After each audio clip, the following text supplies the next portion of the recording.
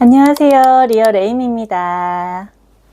저는 빌딩 중개 전문 공인중개사이자 현재 소속 공인중개사로 근무를 하고 있습니다. 중개사로 일을 시작하면서 왜 로컬 부동산이나 주거나 상가 이런 쪽이 아닌 빌딩 중개법인을 선택했느냐 라고 질의를 많이 주셨는데요. 이 부분에 대해서 오늘 이야기를 좀 나눠보려고 합니다. 먼저 제가 생각한 로컬 부동산과 빌딩 중개법인의 차이점, 그리고 이제 상가와 주거, 자산군에 따른 차이점을 예로 들어 왜 제가 빌딩 중개법인을 선택하게 되었는지에 대해 오늘 좀 설명드리려고 합니다. 이 영상은 현재 빌딩 중개를 전문으로 하고 있는 저의 정말 지극히 주관적인 영상이기 때문에 공인중개사를 꿈꾸는 분들께서 이 영상을 보실 때 지극히 주관적인 그런 부분들이 담겨 있다는 거 참고하시고 보시면 좋을 것 같습니다. 그럼 시작해 볼게요. 첫 번째 이제 로컬 부동산과 빌딩 중개법인의 차이점에 대해서 좀 이야기를 드리려고 하는데요. 로컬 부동산은요, 진짜 사람 냄새가 나는 곳입니다. 임차인, 임대인, 건물주, 자영업자, 세입자, 이 동네 모든 인물관계를 꿰뚫고 계신 중개사분이 상당히 많습니다.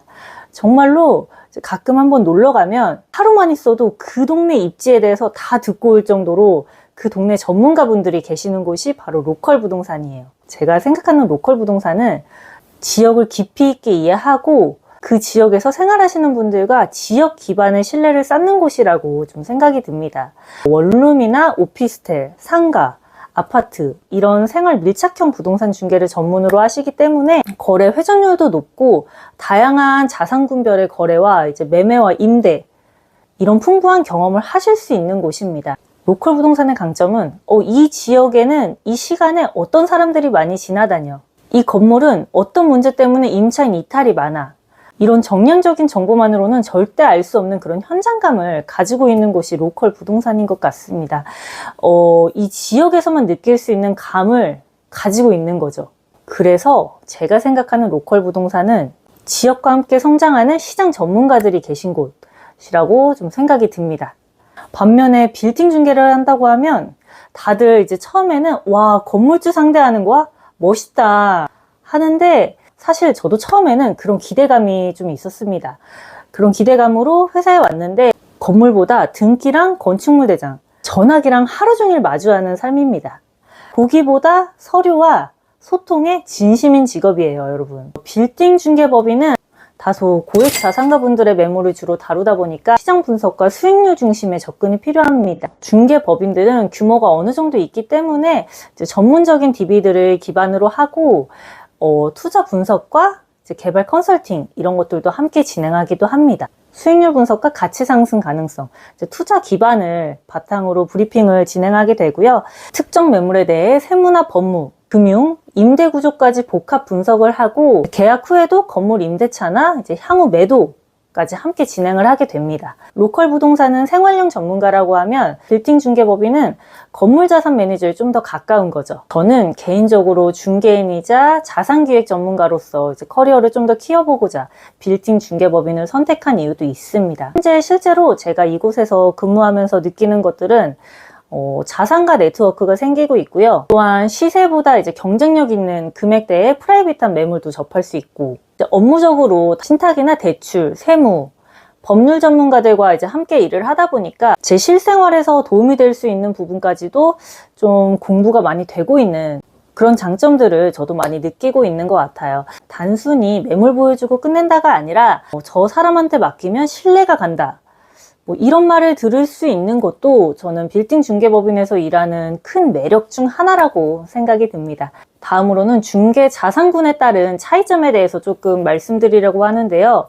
첫 번째, 이제 상가나 사무실. 겉보기에는 단순하게 월세 맞추는 임대 중심의 시장 같지만 사실 이쪽도 굉장히 투자 중심의 마켓입니다. 특히 리테일이나 오피스 상권 이런 곳들은 상권 분석이나 유동인구, 임차인 구성까지 구체적으로 고려해서 자산을 운영하시는 분들도 많습니다. 예를 들어서 건물 한 동을 매입하시진 않으셨더라도 소규모 상가 한 호실을 투자하셔서 수익률을 따지시는 투자자분들도 많으시고요. 임차인의 브랜드 가치와 업종 트렌드 이런 것들을 분석해서 공실 리스크를 최소화하고 안정적인 현금 흐름을 만들어가기도 합니다. 결국 상가나 사무실 중개도 이 자산이 얼마나 안정적이고 수익성 있게 돌아가느냐 를 중심에 두는 투자 시장입니다. 그리고 거래 회전이 빠른 편이라서 단기적인 성과 측면에서 봤을 때 빌딩 중개보다 훨씬 유리한 점이 많은 측면들이 있습니다. 다음으로는 주거용 자산인데요.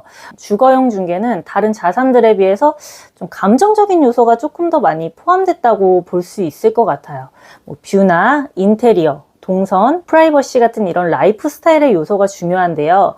특히 요즘 고급주택 시장은 이런 상징성과 희소성이 상당히 강조되는 시장입니다. 주거용 부동산도 단순히 사는 집이라기보다는 자산을 얼마나 더 불려줄 수 있느냐의 관점에서 접근하시는 분들도 상당히 많고요. 한남 더힐이라던가 에테르노, 원베일리 같은 고급 아파트들도 입지나 브랜드, 매물 희소성 이런 것들을 기반으로 가격 상승 여력과 투자 가치를 분석해서 매수하시는 분들이 상당히 많습니다. 그래서 주거용 시장은 감정과 숫자가 함께하는 시장이라고 저는 생각을 합니다.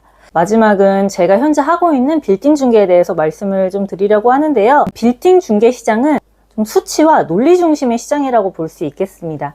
여기는 얼마에 팔 수 있느냐, 얼마나 잘 돌릴 수 있느냐 이런 것보다도 이제 이 자산이 얼마나 더 커질 수 있느냐 이런 부분에 더 중점이 맞춰져 있기 때문에 단순히 수익률만 보는 게 아니라 토지의 가치, 개발 가능성, 신축 여건, 세금 구조 이런 것들까지 전체적으로 다 좀 따져야 하는 부분입니다.